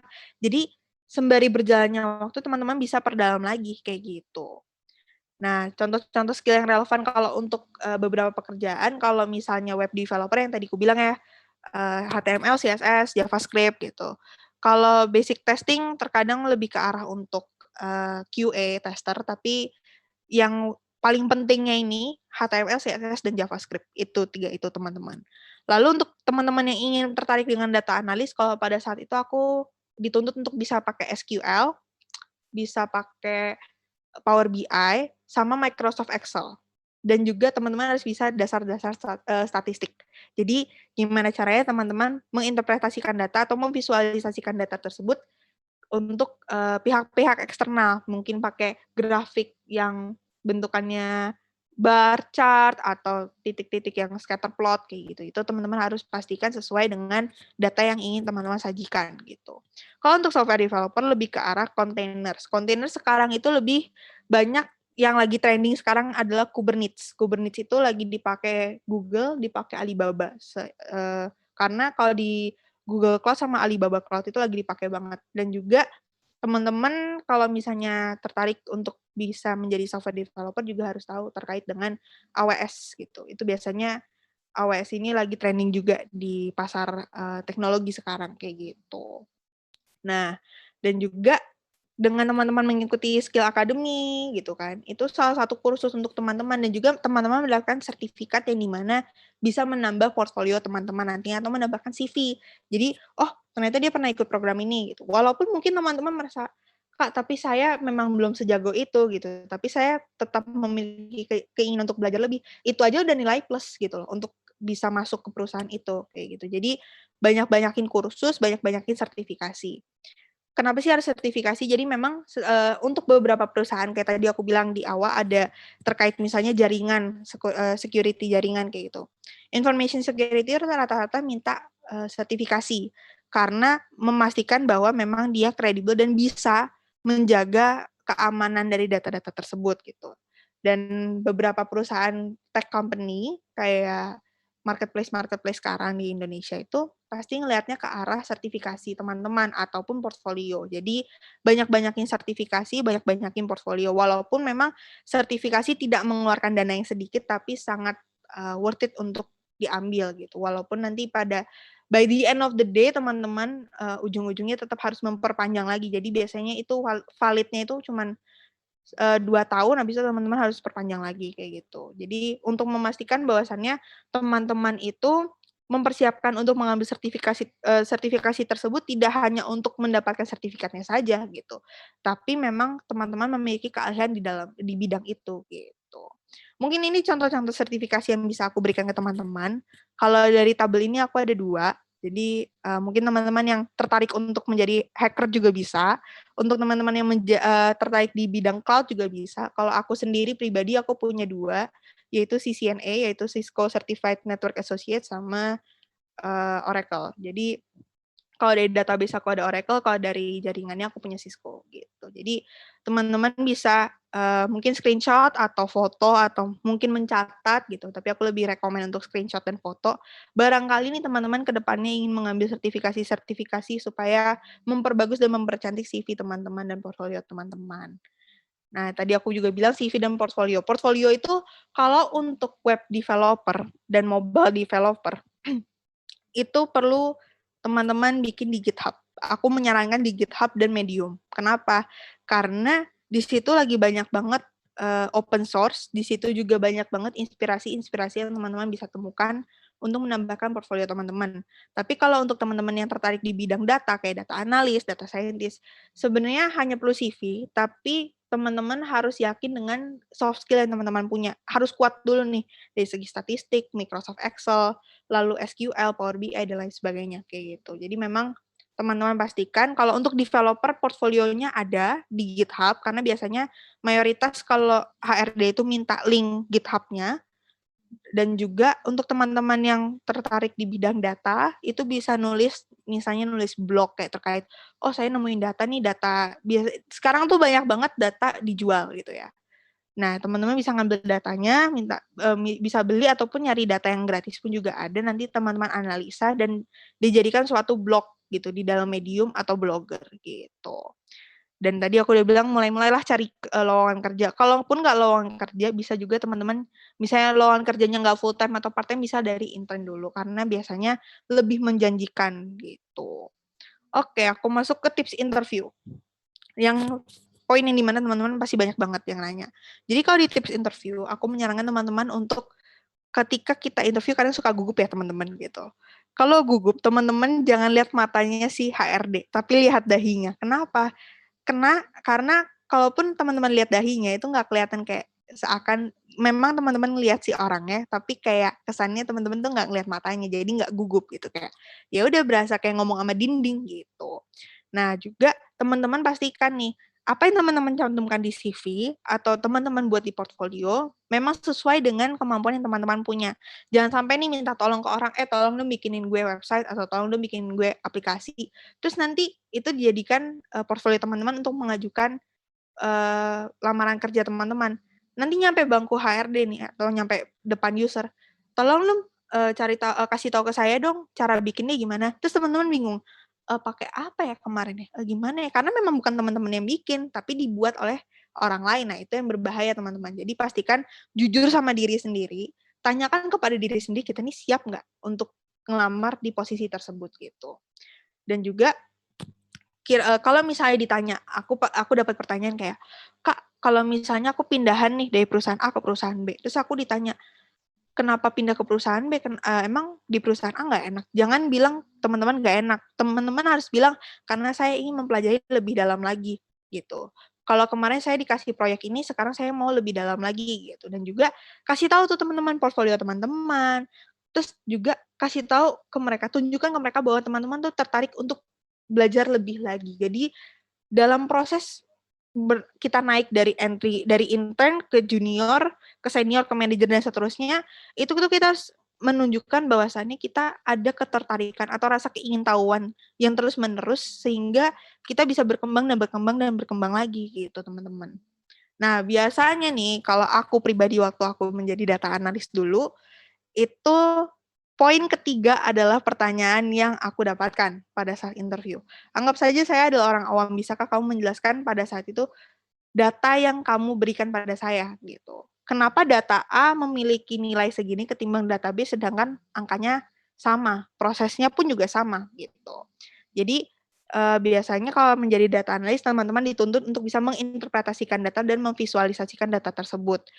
Begitupun juga untuk teman-teman developer. Teman-teman developer harus bisa ngomong gimana caranya ngasih tahu ke orang kalau pakai aplikasinya tuh begini loh gitu. Jadi tidak ada kalimat teknis ya teman-teman. Jadi usahakan sebisa mungkin tidak memasukkan kalimat-kalimat teknis kayak, oh iya ini pakai HTML, jadi harus begini, jangan. Gitu. Teman-teman harus bisa sebisa mungkin nunjukin, oke kalau mencet tombol ini tuh begini gitu. Karena tentu harus kayak ibaratkan kata teman-teman kalau ngomong sama anak kecil, biasanya tuh pasti ada pertanyaan, kalau kita ngomong sama anak kecil umur 10 tahun tentang aplikasi ini gimana caranya? Dan mudah dipahami. Nah, teman-teman harus bisa menjawabnya dengan kata-kata yang tidak ada unsur-unsur teknisnya sama sekali. Itu sih yang bisa aku sarankan. Kalau untuk sertifikasi, lalu skill apa yang ingin kamu perbarui gitu dan bahasa pemrograman apa saja itu sebenarnya pertanyaan-pertanyaan umum. Biasanya kalau ketika kita ditanya pertanyaan yang nomor 3 itu biasanya kemungkinan besar untuk teman-teman di-hire itu ada. Kayak gitu sih teman-teman. Dan pastikan jawabannya itu meyakinkan, bisa ditambah dengan gestur-gestur tubuh yang tidak terlalu berlebihan untuk meyakinkan bahwasannya teman-teman percaya diri dengan kemampuan yang teman-teman miliki. Oke, mungkin aku akan beralih ke kolom Q&A, mungkin, Kakak admin bisa bantu aku untuk membaca chat-nya? Membaca Q&A-nya, sorry. Oke, bentar aku lihat ya di kolom answer nih ya, udah aku seleksi beberapa. Nah, sebentar. Nah, ini mungkin pertanyaan awal dulu nih dari Kak Zulkarnain. Kak, secara umum bagaimana menurut Kakak keadaan industri di teknologi di Indonesia, Kak? Oke. Secara umum, kalau teknologi di Indonesia itu sebenarnya kita masih dalam tahap perkembangan ya, gitu. Karena kalau dibilang kita maju belum, jauh banget dari kata maju, tapi kita berkembang. Tapi kenapa kita masih tahap berkembang? Karena dari segi SDM, walaupun banyak banget nih lulusan komputer gitu ya, lulusan yang memang kredibel untuk masuk ke dunia teknologi, tapi sayangnya apa yang diminta perusahaan sama lulusan itu berbeda. Alhasil apa? Alhasil mereka ngeimpor orang dari India buat jadi programmernya, buat jadi developernya. Itu masalahnya yang ingin kita pangkas gitu. Jangan sampai teman-teman yang di webinar ini aku yakin pasti tertarik banget dan ingin terus berkembang lagi dan terus belajar lagi. Jangan sampai motivasi teman-teman untuk belajar itu berhenti. Karena apa? Kita harus melihat negara tetangga itu lebih maju. Itu satu. Kedua, sekarang ini SDM programmer sekalipun dia startup sekalipun dia on demand application kayak Gojek, Grab itu programmernya dari India. Dan aku pernah waktu itu daftar dan itu aku melihat bahwasannya kalau kita keterima di Gojek, kita dikirim dulu ke India untuk 1 tahun baru kita balik lagi ke Indonesia. Hal seperti itu saja yang membuat aku merasa kita ini masih di tahap perkembangan. Mau nggak mau kita harus bisa mendobrak itu menjadi negara yang maju kayak gitu. Jadi kalau dibilang perkembangan teknologi di Indonesia ini sekarang masih berkembang kayak gitu. Mungkin bisa membantu menjawab ya Kak Zulkarnain ya tadi ya. Ya. Oke, nah sekarang dari Kak Erwin. Menurut Kak Natania, bagaimana kriteria user interface yang nyaman dan mudah digunakan? Oke, jadi kalau untuk kriteria user interface yang nyaman dan mudah digunakan itu, Kak Erwin harus melakukan riset, mau nggak mau, Kak. Kakak harus melakukan riset ke, misalnya, Kakak pengen mengincar aplikasi yang buat anak SD atau anak SMP. Ambillah sekitar 200 atau 300 survei. Surveinya ini bisa, misalnya, kita bikin dulu tampilannya, kita screenshot, kita masukkan ke dalam survei. Nanti dari situ, kita tanya, kira-kira dari halaman ini yang paling menonjol itu apa? Disuruhlah tulis. Nanti dari situ pasti banyak banget tuh feedbacknya.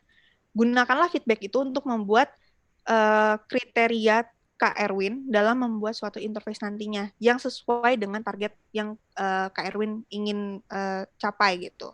Jadi jangan sampai Kak Erwin bikin sendiri, ya udah nih, kayaknya udah bagus nih, terus langsung plug, tempel, publish, langsung deh di-download. Tapi kalau misalnya feedbacknya jelek kan sama aja percuma, Kak. Kayak kesannya kita buang-buang tenaga, buang-buang energi gitu.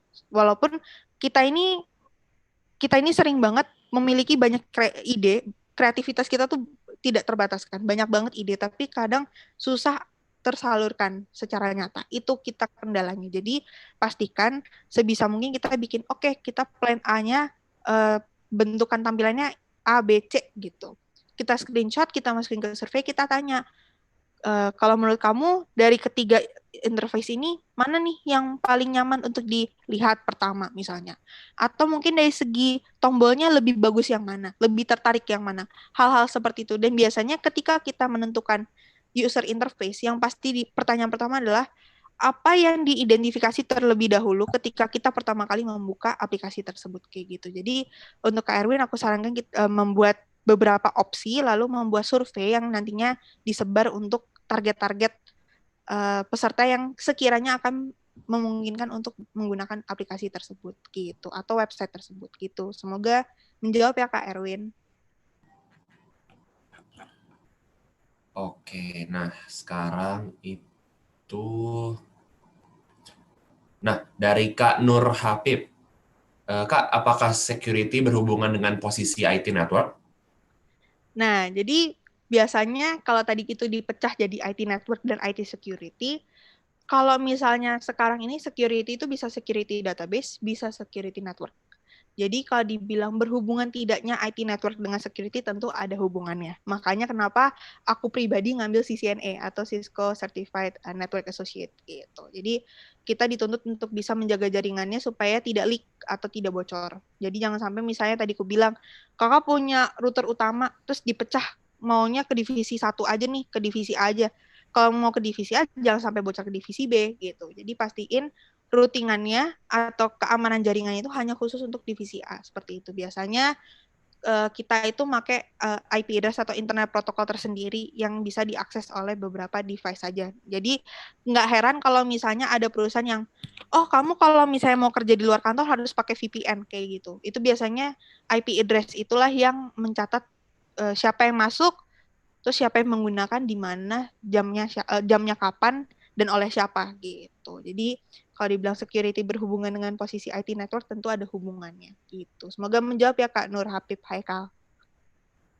Nah, oke. Nah, sekarang dari Kak Gusti Firdaus. Kak, dalam sebuah perusahaan yang lebih banyak dibutuhkan di bidang teknologi itu lebih banyak di jaringan atau di data analisis?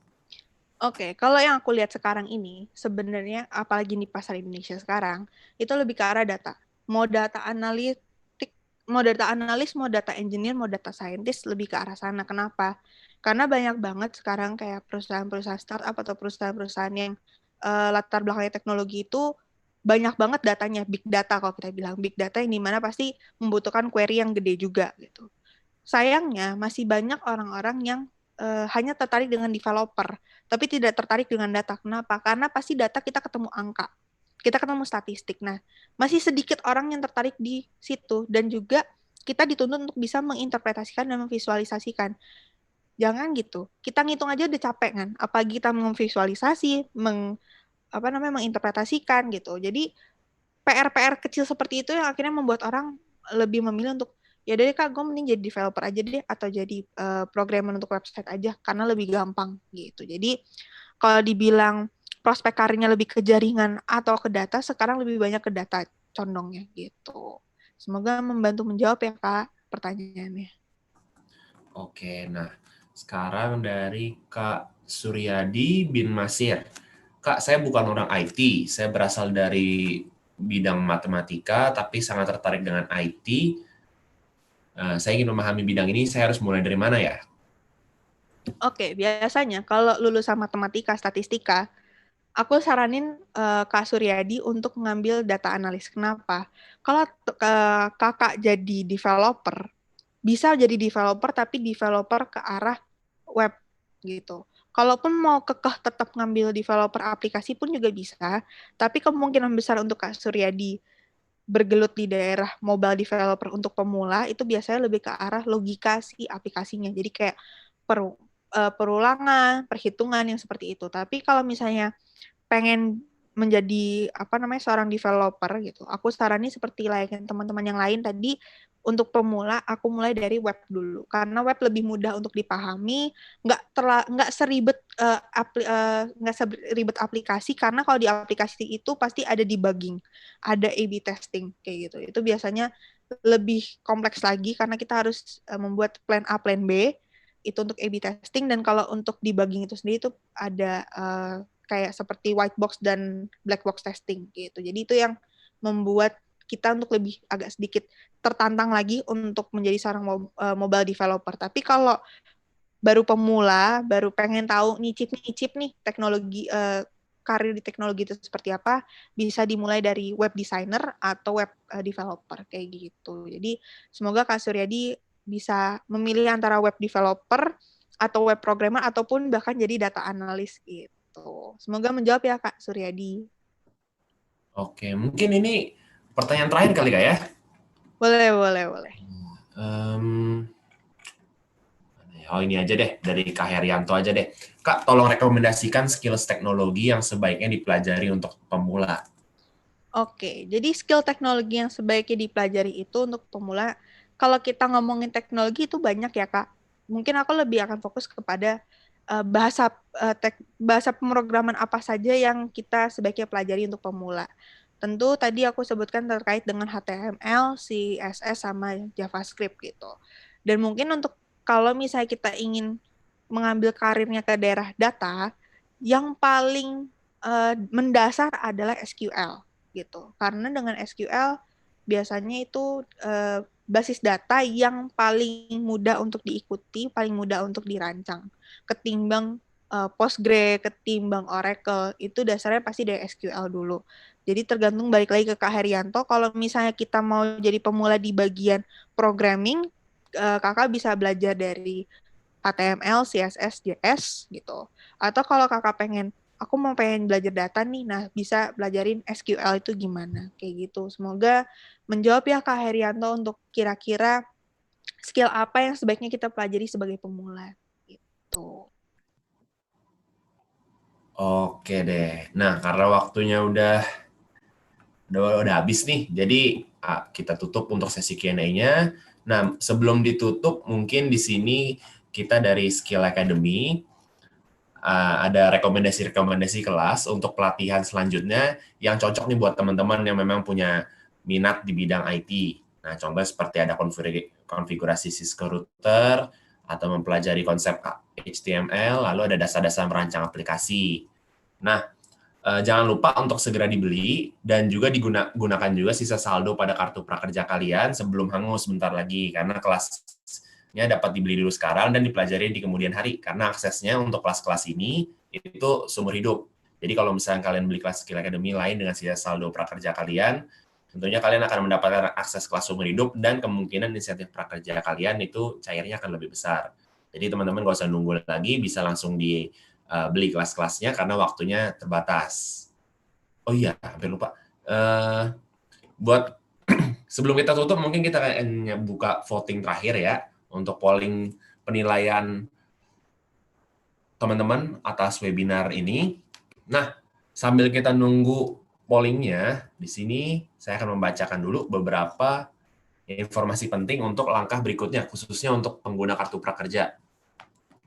Jadi yang pertama, tim Skill Academy membutuhkan waktu sekitar 1 hari kerja setelah sesi webinar ini berakhir untuk melaksanakan proses pengumpulan dan verifikasi data ratusan ribu peserta kartu prakerja sebelum bagian webinar di dalam kelas yang kalian ambil terlihat centang hijau sebagai komplit. Lalu kalian juga harus menyelesaikan exam atau ujian akhir kelas sebelum bisa mendapatkan Certificate of Excellence di kelas Skill Academy. Lalu untuk pembelian di Tokopedia, kalian juga harus memberikan 2 kali rating dan ulasan terhadap kelas tersebut di Skill Academy dan di Tokopedia. Lalu setelah langkah pertama sampai langkah ketiga sudah tercapai, tim Skill Academy akan mengirimkan data sertifikat kalian ke tempat pembelian kelas tersebut. Misalnya di mitra digital platform kartu prakerja seperti Tokopedia dan Bukalapak. Lalu tim mitra digital platform butuh waktu untuk koordinasi bersama manajemen pelaksana kartu prakerja sebelum sertifikat kalian muncul di dashboard prakerja. Apabila masih ada isu atau kendala, bisa dicek ke info@prakerja.go.id atau bisa langsung ke bagian bantuan di aplikasi atau website mitra digital platform seperti Tokopedia dan Bukalapak.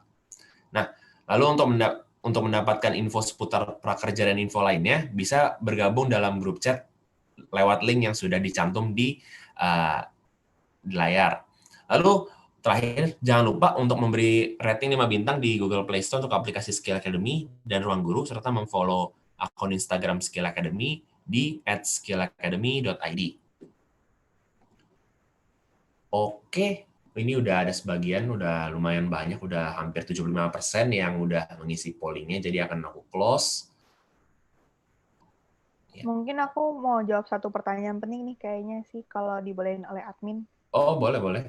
Oke, jadi aku akan menjawab pertanyaan Kak Muhammad Azhar tadi. Memang aku menjelaskan terkait dengan 2 sertifikasi yang aku punya, yaitu CCNA dan Oracle. Dan ditanyakan kenapa kakak lebih memilih untuk mempunyai 2 sertifikasi berbeda ketimbang tidak melanjutkan dari CCNA ke CCNP. Kenapa aku tidak memilih untuk melanjutkan? Karena aku rasa sekarang, yang tadi aku bilang, prospek marketnya atau prospek pasarnya sekarang lebih ke arah data. Dan aku merasa aku lebih nyaman di data ketimbang jaringan, karena jujur pribadi aku lemah di hostingan. Jadi kayak di routingnya juga dan switching aku masih agak lemah gitu. Jadi yang harus ngerut dari IP address misalnya 172 titik sekian gitu, dan harus dipindahkan ke sini ke sana itu masih lemah banget gitu. Dan aku merasa aku lebih nyaman di Oracle karena aku bisa bekerja dengan data yang banyak gitu, dan juga query-nya untuk memanggil data itu tidak hanya sebatas 1-2 garis gitu, tapi ada sekitar 10-15 baris untuk aku panggil, dan itu ada outer join gitu, inner join gitu, dan juga ada drop, delete, add gitu. Jadi memang aku lebih merasa tertantang di data ketimbang aku tertantang di jaringan kayak gitu. Dan aku melihat prospek karirnya sekarang lebih ke arah data, jadi makanya kenapa aku lebih memilih untuk melanjutkan Oracle aku ketimbang daripada meneruskan CCNA aku kayak gitu sih. Jadi mungkin itu menjawab pertanyaan Kak Muhammad Azhar ya, dan aku juga mungkin ingin meminta maaf nih ke teman-teman apabila ada pertanyaan, aku lihat banyak banget tadi sembari tadi Kak Admin juga membuka pollingan dan memberikan informasi penting untuk teman-teman. Aku tadi membaca pertanyaan banyak sekali nih di Q&A. Mungkin nanti teman-teman juga bisa stay in touch sama aku mungkin lewat LinkedIn atau lewat Instagram. Jadi teman-teman bisa tanyakan kepada aku di sana. Mungkin aku boleh cara-cara sedikit kali ya Kak untuk memberitahu ke teman-teman, atau mungkin lewat kolom chat kali ya. Jadi nanti teman-teman bisa stay in touch sama aku di Instagram untuk nanya-nanya, Kak kira-kira kalau misalnya tadi aku lihat, Kak aku lulusan komputer tapi aku kurang kuat di programming seperti apa ya. Jadi teman-teman bisa ke Instagram aku, bisa teman-teman cek di sana. Maksudnya bisa teman-teman reach out aku di sana. Udah aku tulis tulisan username-nya di sana. Jadi teman-teman bisa tanya kapanpun, mau jam malam pun juga nggak masalah, karena aku biasanya aktif di malam kayak kelelawar ya, karena aku biasanya mulai mengkodingan di malam hari karena hening dan aku bisa mengeksplor dunia aku sendiri. Dan kalau teman-teman tertarik di dunia web atau apps, terutama iOS developer, bisa banget nge-reach out ke aku gitu. Mungkin untuk closing statement-nya sebelum Kak Admin menutup, aku ingin menyampaikan bahwasannya tidak ada jalur pintas untuk teman-teman belajar di dunia teknologi atau apalagi programming. Mau bahasa apapun itu, tidak ada kata pintas, tidak ada jalur cepat. Jadi memang kita harus niat, harus tekad, harus yakin sama apa yang kita mau, apa yang kita targetkan, apa yang ingin kita tuju nantinya setelah kita bisa memahami bahasa-bahasa pemrograman tersebut kayak gitu. Jadi aku harap dari 90 menit webinar ini bisa membantu teman-teman untuk lebih yakin lagi dalam memilih prospek karir teman-teman ke depannya, mau jadi developer apa, lalu juga bahasa yang mana yang ingin teman-teman perdalam gitu. Semoga resource-resource yang tadi yang seperti GitHub, Medium, blog, YouTube bisa membantu teman-teman juga, dan juga skill academy untuk membantu nih skill kemampuan teman-teman, kan lumayan ada sertifikat, jadi bisa menambahkan ke CV dan juga portfolio teman-teman. Jadi semoga bisa digunakan ilmunya, manfaatnya. Mohon maaf kalau ada salah-salah kata atau mungkin kesalah informasi, atau mungkin ada hal-hal yang masih kurang dipahami oleh teman-teman, aku memohon maaf gitu. Semoga kita ke depannya bisa ketemu secara langsung ya teman-teman, dan bisa bertukar pikiran secara langsung, dan juga tetap bisa stay in touch terus walaupun ada terhalang pandemi, tapi jangan sampai kita jadi patah semangat, jadi berhenti untuk mencari tahu, dan akhirnya kita males gitu. Jangan sampai karena negara tetangga aja ini udah maju di depan, jangan sampai kita makin ketinggalan gitu. Mungkin cukup sekian dari aku, Kak Admin. Aku serahkan kembali waktunya ke Kak Admin. Terima kasih. Ya, oke. Nah, teman-teman, dengan demikian berakhirlah sesi webinar untuk berkarir di bidang teknologi. Thank you, Tania, atas materinya. Semoga Thank you, teman-teman thank bisa you. memahami materi yang diberikan oleh Kak Tania dan juga bisa mengimplementasikan materi-materi tersebut. Nah, thank you juga buat teman-teman atas perhatiannya. Jangan lupa di akhir sesi webinar nanti akan ada survei yang perlu diisi oleh teman-teman. Akhir kata, thank you, selamat siang, dan selamat liburan. Semangat semuanya.